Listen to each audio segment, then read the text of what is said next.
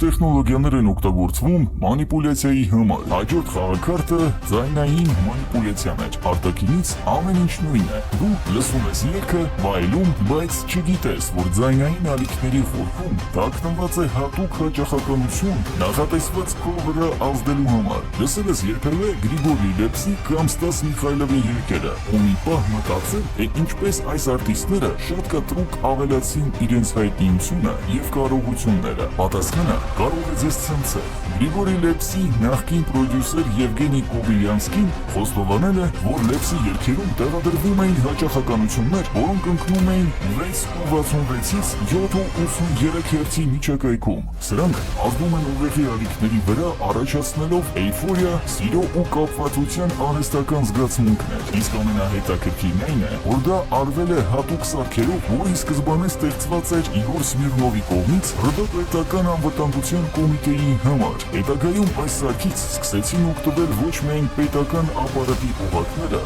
այլ նաև շոու բիզնեսի ներկայացուցիչները։ Այս տեխնոլոգիան կոչվում է հոգեազդիչ սարք կամ փսիխոտրոններ առուժը։ Այն կարող է ազդել մարդկանց վրա առանց կոնտենտի փոփոխության։ Մի փոքր ինֆրաձայն և մարդիկ դադարում էին ագրեսիվ լինել։